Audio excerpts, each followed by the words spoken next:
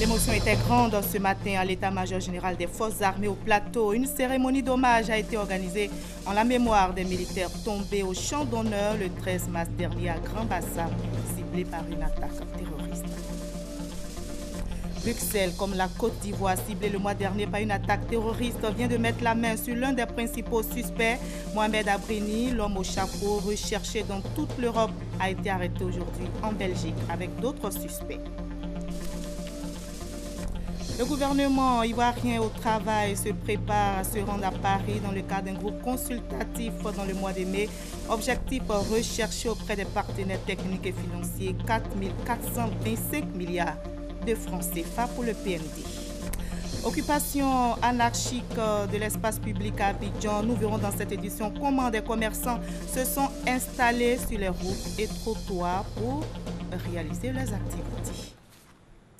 Bonsoir à tous, merci d'avoir choisi le journal de RT1. Commençons tout de suite par l'état-major général des forces armées au plateau où l'émotion était grande ce matin. Une cérémonie d'hommage a été organisée en la mémoire des militaires tombés au champ d'honneur le 13 mars dernier à Grand-Bassam, ciblés par une attaque terroriste. Le président de la République a assisté à la cérémonie.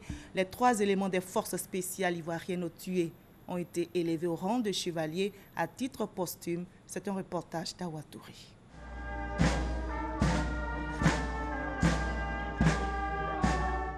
Donner sa vie pour préserver celle des autres.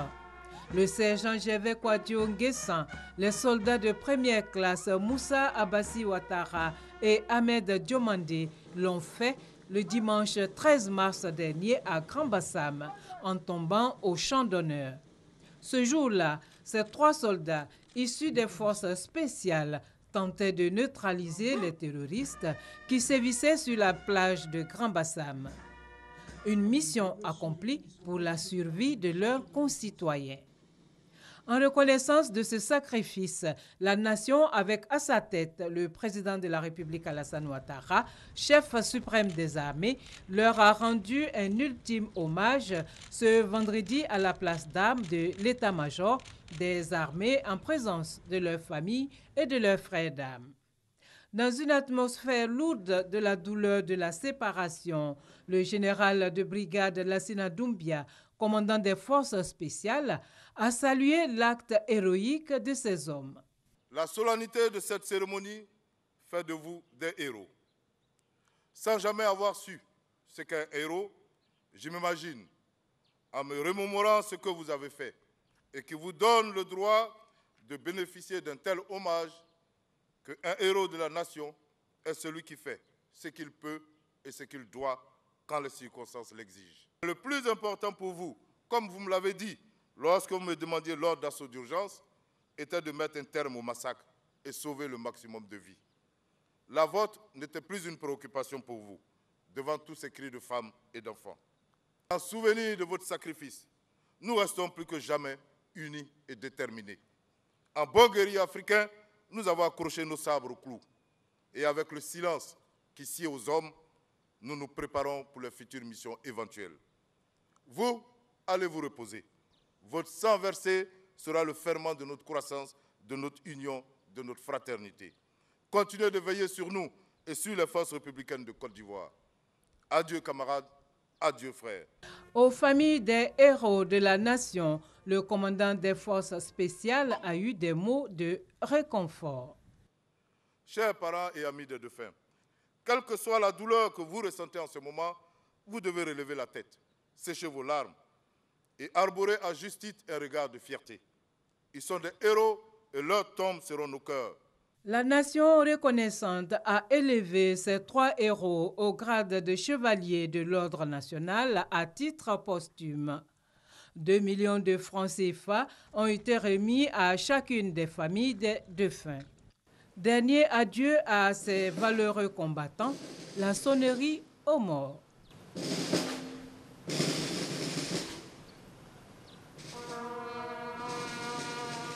Au sein des forces spéciales, le sergent Gervais Nguessan Kouadio, alias Béret Vert, était un moniteur en tir et en sport de combat. Veuf depuis 2 ans, il laisse derrière lui 2 garçons, désormais privés de l'affection de leurs deux parents.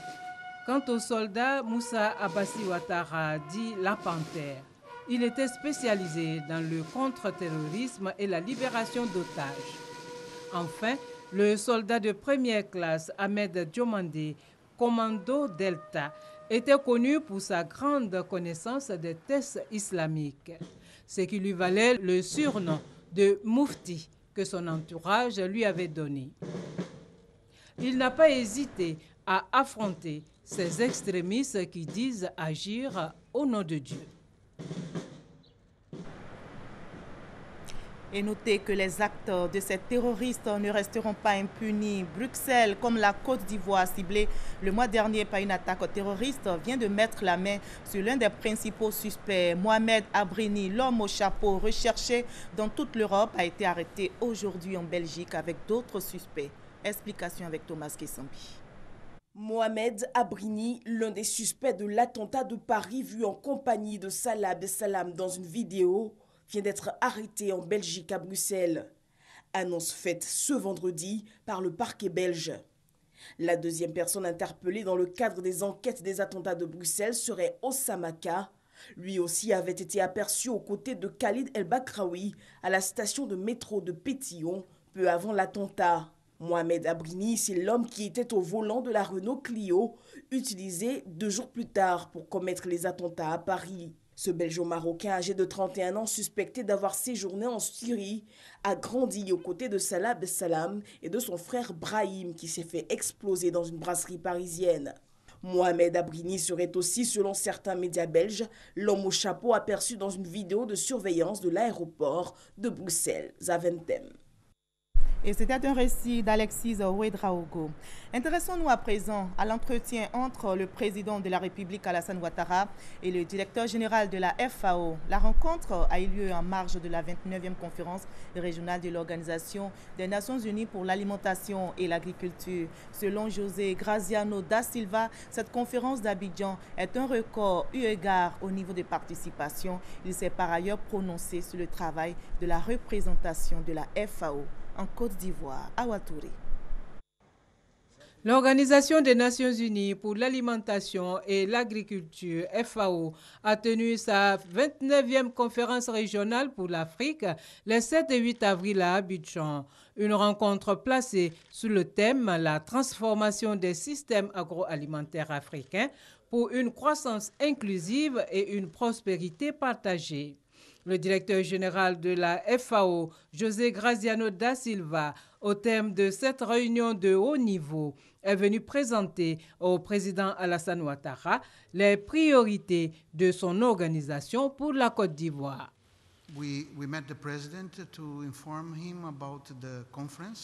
Nous venons juste de rencontrer le président de la République avec qui nous avons discuté de la conférence régionale de la FAO pour l'Afrique qui vient de se tenir. C'est une conférence record du fait de la participation. Nous avons plus de 200 délégués qui ont participé, 51 pays et 44 ministres. Nous avons également discuté du travail que la FAO fait avec la Côte d'Ivoire et notamment le bureau de liaison et de partenariat. Ce bureau permettra à la FAO en Côte d'Ivoire de travailler non seulement ici en Côte d'Ivoire, mais aussi dans les pays voisins.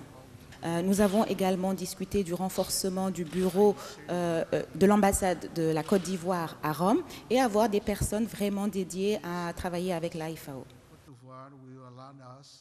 Le président de la République a, selon José Graziano da Silva, exprimé sa gratitude à la FAO pour avoir porté son choix sur la Côte d'Ivoire pour occuper la présidence de la conférence des ministres de cette organisation pour 2 ans.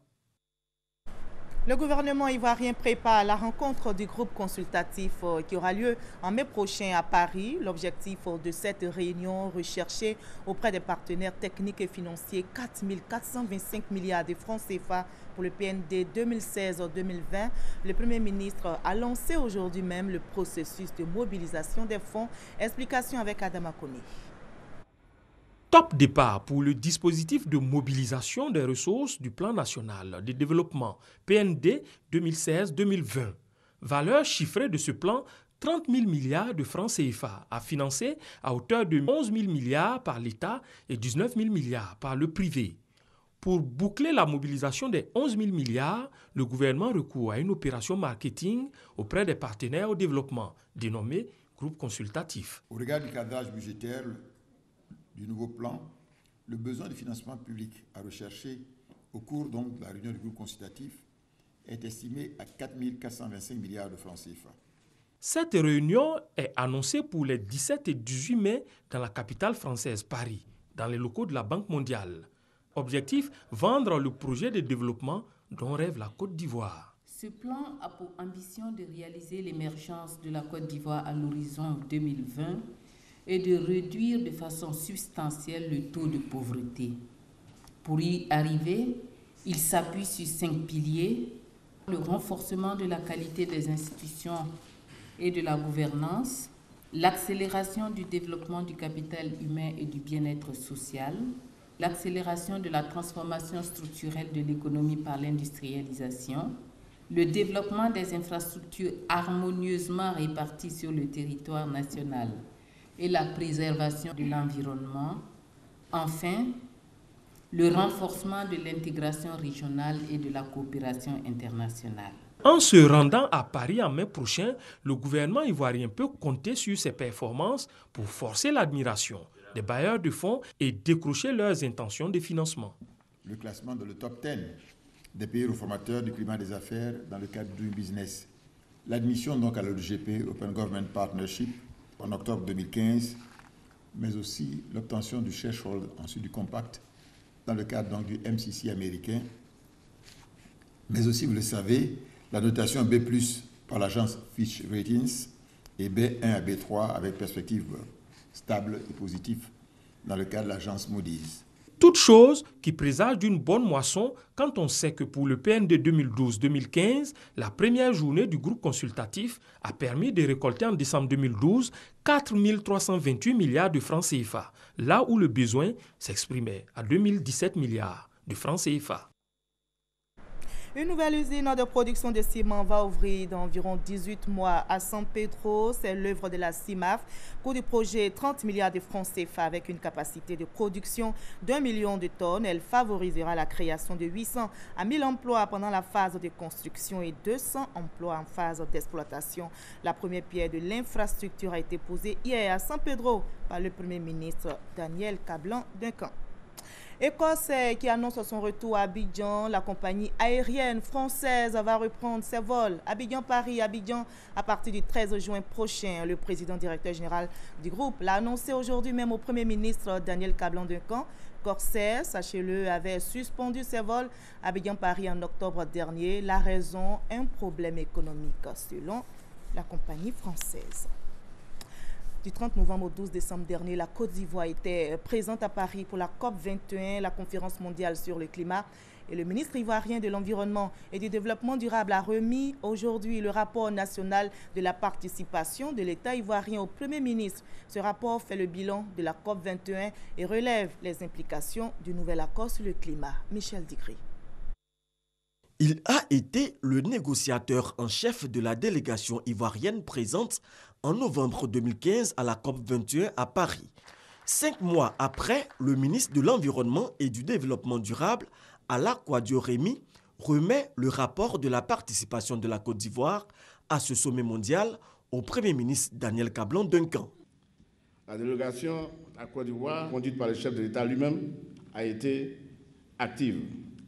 Ainsi, l'on peut relever, entre autres, au niveau de la présidente de la République, le discours de son Excellence, Monsieur le Président de la République, la visite par Monsieur le Président de la République du stand de la Côte d'Ivoire suivie d'une conférence de presse. Au niveau du ministère de l'Environnement et du Développement durable, il convient d'indiquer que votre serviteur a pris part au minimum 14 rencontres, au nombre desquelles on peut citer des panels et tables rondes en ce qui concerne les activités des autres ministères.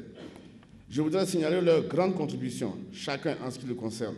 Après ce bilan jugé plus que satisfaisant, le ministère de l'Environnement et du Développement durable a élaboré une feuille de route pour la mise en œuvre de l'accord de Paris sur le climat. Bientôt, nous allons donc mobiliser tous les acteurs en Côte d'Ivoire dans un processus inclusif et participatif pour que la Côte d'Ivoire puisse déployer les stratégies d'adaptation et d'atténuation par rapport donc aux effets négatifs des changements climatiques. Cette feuille de route va guider le gouvernement ivoirien dans sa stratégie de développement bas carbone. Dans le cadre de la mise en œuvre de l'accord de Paris et des INDC de la Côte d'Ivoire, un programme de renforcement des capacités à l'intention de toutes les parties prenantes sera mis en œuvre et intégrera toutes les principales notions nécessaires à la formulation des initiatives de lutte contre les changements climatiques et de développement bas carbone. À partir du 22 avril 2016, la Côte d'Ivoire et toutes les parties à la Convention cadre des Nations Unies sur les changements climatiques seront appelées à ratifier l'accord de Paris afin de donner une chance de survie aux générations futures. Et dans le domaine de la santé, le deuxième passage de vaccination de la Journée nationale de lutte contre la poliomyélite a été lancé aujourd'hui sur l'ensemble du territoire. Les populations sont donc invitées à présenter leurs enfants âgés de 0 à 5 ans aux agents de vaccination. On en arrive maintenant à cet autre titre de cette édition. On parle maintenant de l'occupation anarchique de l'espace public à Abidjan. Les commerçants qui sont installés sur les routes et trottoirs, une situation qui ne plaît pas du tout aux automobilistes puisqu'elle est à l'origine des bouchons et voire même des accidents. Ange Martial et Ouradé Moussa Konaté ont sillonné les communes de Yopougon et d'Adjamé. Boulevard Nangui Abrugwa à Adjamé, le rythme est toujours le même. Vendeuses, marchands, automobilistes, tout un monde pour un si petit espace. Conséquence de nombreux accidents. À cet endroit au marché Roxy, un camion s'est renversé sur des commerçants le mercredi dernier. Le sinistre a fait 6 victimes, dont une fillette décédée. Quelques jours après le drame, le lieu est à nouveau occupé par les commerçants. En temps normal, on ne devait plus être là. Mais la pauvreté fait qu'on est encore là. Sinon, ce qui s'est passé, en principe, on ne devait pas être là. Ok, avant-hier, il y a eu un accident, mais les gens continuent toujours à vendre. Ils ne respectent pas les véhicules. Même aujourd'hui encore, ils sont revenus. Ils sont revenus vendre sur la route encore. Rien ne semble arrêter les commerçants dans leur élan. Les autorités de la commune d'Adjamé se disent interpellées par la situation. Il y a l'attitude des opérateurs économiques qui ont fait du boulevard Nangui Abrugwa une fois et il faut avoir le courage de dire la vérité. Je pense que cette situation-là interpelle les autorités municipales. On a l'impression qu'à Adjamé, c'est vraiment le chaos. Mais la municipalité prendra réellement des mesures drastiques. Et ce sera appliqué dès la semaine prochaine. En tout cas, la foire doit cesser. À Yopougon, sur ce tronçon à proximité du marché Sikoji, le trafic est très difficile sur cette voie à 2 sens. Embouteillage, véhicules stationnés en pleine chaussée, le trottoir entièrement englouti par les vendeuses. La voie est coincée là pour les femmes là, on ne peut pas bien garer. Donc en fonction de ça là, quand les clients nous signalent là, faire des sirènes, pas marcher sur quelqu'un, veut me garer pour que la personne moins rapidement, pour qu'on s'en va. En vrai, nous étions sur le goudron et quand ils sont arrivés, ils nous ont dégagés. On est resté, on s'est débrouillé en bordure là et puis les véhicules passent. On se débrouille comme ça. On voit le danger, mais c'est là qu'on se débrouille. Les clients refusent d'entrer dans le marché. Donc c'est pour ça que nous sommes sur la route. Là, comme si là, on arrive facilement à vendre. Parce que quand nous sommes dedans, on n'arrive pas à recevoir des clients. Pourtant, l'intérieur du marché présente autre décor. Des places restent vides. Mieux, les tables servent de lieu de repos.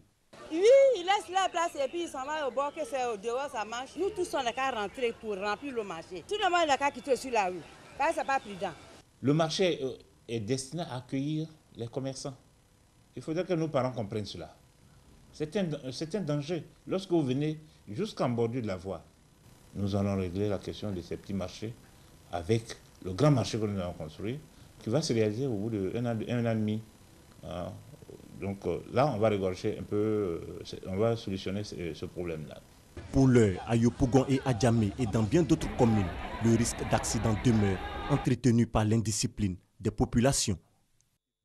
Ouvrons le chapitre politique de cette édition avec le RHDP. Le directoire du Rassemblement des Républicains pour la démocratie et la paix a rencontré avant-hier à la rue Le Pic à Cocody les responsables des différentes coordinations locales. Objectif, leur expliquer la feuille de route du RHDP et surtout les missions pour la réalisation du parti unifié. C'est un reportage de Maïsako.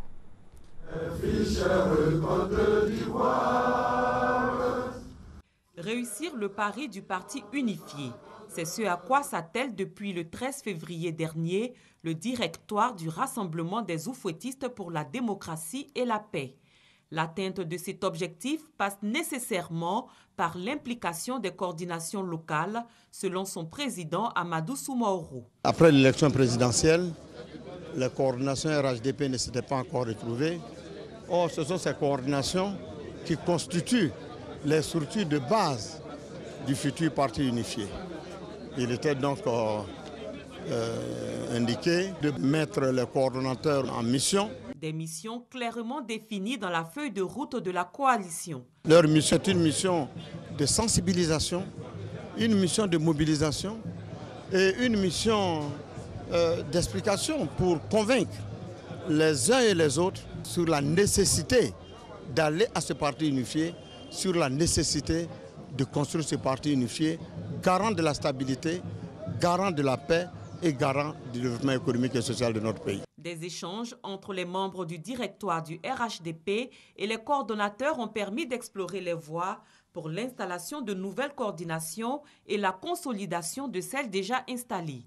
Ces actions devraient contribuer à la concrétisation du parti unifié avant les futures joutes électorales.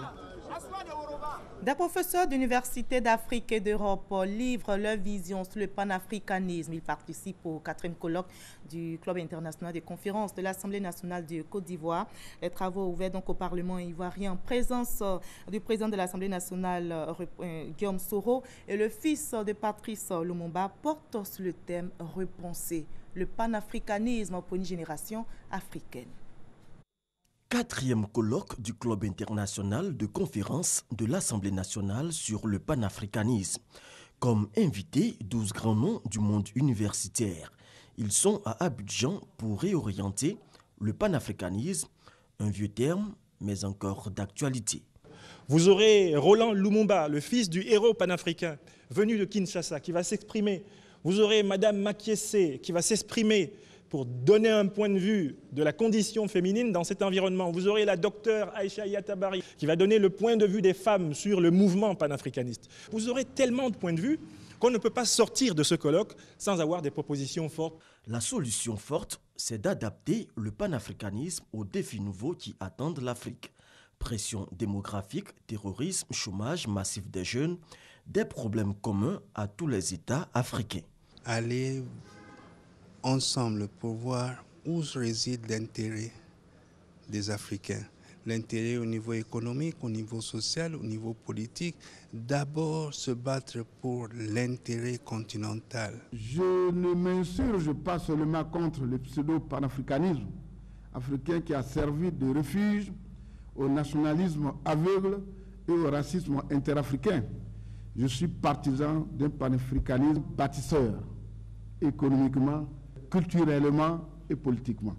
Repenser le panafricanisme pour une grande génération africaine, c'est le thème de ce 4e colloque qui referme ses portes ce 8 avril 2016. Le reportage de Ben Tour était commenté pour vous par Michel Digré. Et la commune du Plateau qui aura sa place Nelson Mandela. La cérémonie de pose de la première pierre de la place de la réconciliation, baptisée donc Nelson Mandela, s'est déroulée hier. Et le reportage est signé Patricia Omouetia. Le mouvement habituel du quartier des affaires d'Abidjan s'est métamorphosé en une fête géante à l'occasion de la cérémonie de pose de la première pierre de la place de la réconciliation Nelson Mandela du Plateau. C'est un hommage rendu à une grande figure de la paix. Nous savons tous que Mandela a été dans sa vie un exemple vraiment exceptionnel dans la réconciliation, non seulement de son pays, même de la sous-région sud-africaine. Cette place de la réconciliation avec son buste, avec des messages et puis des espaces qui nous renforcent notre désir de réconcilier les Ivoiriens. Le projet est le fruit de la réflexion de 4 architectes associés. Il sera situé dans la partie sud du plateau avec 4 composantes majeures. Le mémorial, le jardin du Calumet, l'arbre à palabres et le parc Ubuntu. Et je suis fier de voir aujourd'hui dans ce plateau vont cohabiter des bustes qui en appellent à l'union, à la réconciliation, à la paix. Long de 900 mètres, la plus vieille rue du plateau, la rue du commerce, sera également relookée avec des candélabres, des bornes et des assises. Le plan stratégique de développement local avec des ouvrages urbains est bien engagé dans la commune du plateau. Les habitants seront les premiers bénéficiaires d'un cadre de vie renouvelé. Comment allier éducation, formation et accès à l'emploi? La question est débattue à l'antenne de l'INPHB, l'Institut national polytechnique Houphouët-Boigny à Abidjan. Des experts venus de la France et de l'Afrique planchent sur la problématique de l'emploi des jeunes qui préoccupe plusieurs gouvernements africains. Après la Mauritanie, la Côte d'Ivoire. L'antenne de l'INPHB, l'Institut national polytechnique Félix Houphouët-Boigny à Abidjan, accueille le deuxième séminaire du projet régional compétences professionnelles supérieures. Ce projet financé et piloté par le ministère des Affaires étrangères et du Développement international est mis en œuvre par France Expertise Internationale. Le but du projet, renforcer les compétences professionnelles supérieures. Il s'agit pour tous les pays de lutter contre le chômage. Et donc l'INPHB qui a une petite expérience au domaine au travers de ses formations qualifiantes et ses formations professionnalisantes, et discute aussi avec ses partenaires pour leur donner aussi son expérience dans ce domaine. On ne parle pas de la même manière en entreprise que dans l'université. Ce sont des mondes qui ne se connaissent pas forcément. Comment peut-on trouver les moyens de mieux les faire dialoguer? 12 pays d'Afrique subsaharienne, dont la Côte d'Ivoire et 3 pays du Maghreb, bénéficient du projet. L'objectif ultime est de proposer des solutions concrètes et pragmatiques en adéquation avec la nouvelle orientation en matière académique qui consiste pour les diplômés du supérieur à évoluer de façon autonome et durablement à l'intérieur du marché du travail national et régional, donc à réduire le taux de chômage. Proposer à la jeunesse des programmes performants d'éducation et de formation. Et pour une insertion professionnelle réussie à l'issue de la formation, les initiateurs du séminaire encouragent les partenariats universités-entreprises. Ces partenariats renforcés dans le domaine de la formation professionnelle supérieure sont l'une des réponses aux problèmes des jeunes chômeurs diplômés. Et en culture à présent, intéressons-nous au carnaval de Bouaké. C'est reparti pour la deuxième édition et plus de 500 exposants et 100 000 visiteurs sont attendus à ce rendez-vous économique, culturel et artistique de l'espace UEMOA. Explication Soro Corona, Kwadio Kwame Jean de Dieu. Foire Forum Carnaval de Bouaké.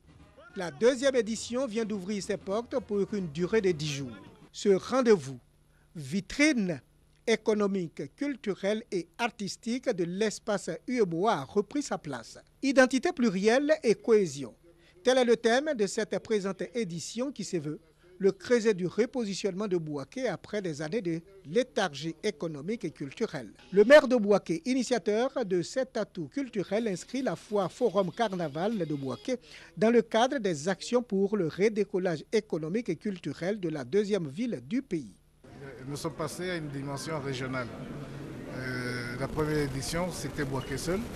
La deuxième édition, qui va être la marque des éditions prochaines, c'est toute la région. Le représentant du gouvernement Jean-Louis Billon a salué cette nouvelle version de la foire de Bouaké. À l'heure où les efforts économiques sont consentis par le gouvernement pour le bien-être de tous, la renaissance de la foire Carnaval de Bouaké revêt donc une importance particulière, car cela témoigne non seulement du dynamisme des initiatives locales, comme celle de la mairie de Bouaké, mais aussi de cette étonnante capacité de rebond. Ces 10 jours seront meublés de prestations culturelles traditionnelles et modernes, du forum des villes secondaires de l'UEMOA, de l'élection Black Lamban et de l'exposition photo retraçant la vie de Bouaké.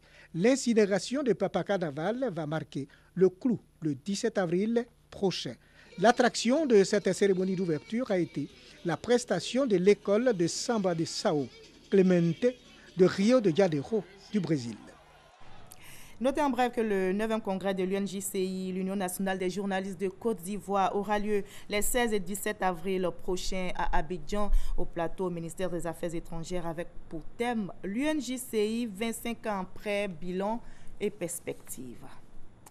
Les Djiboutiens étaient aux urnes ce matin pour le premier tour de l'élection présidentielle. Au pouvoir donc depuis 17 ans, le président Ismaël Omar, candidat à sa propre succession, devrait sans surprise remporter cette élection, notamment en raison des divisions au sein de l'opposition. Et le pape François a rendu public aujourd'hui un texte très attendu sur la famille dans lequel il tend la main aux personnes en situation irrégulière dans l'Église catholique, dont les nombreux divorcés remariés. Et ces derniers pourront notamment prendre la communion, lire des textes dans les paroisses, ce qui leur était interdit par le passé. Le souverain pontife répond ici en partie aux attentes de ces divorcés remariés en appelant donc à leur intégration dans l'Église sans toutefois toucher à la doctrine. Dans le même esprit, il reconnaît une valeur à certaines unions libres, mais uniquement celle entre un homme et une femme est fondée sur la stabilité. Comme on le voit donc, aucun changement n'est noté sur le statut des homosexuels. Ici en Côte d'Ivoire, il y avait une chaude ambiance en zone portuaire cet après-midi. Vers 15h, un groupe de 4 braqueurs, après avoir arraché la somme de 16 millions de francs CFA à un opérateur économique, se sont heurtés donc à la riposte des policiers du commissariat du port.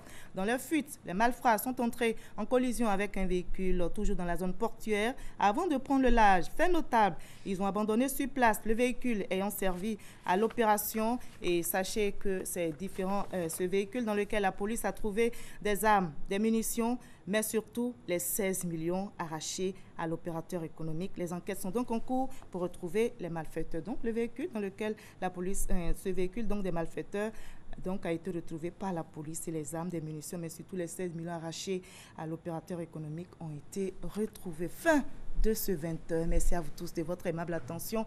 À 23h, retrouvez Ami Koulibaly.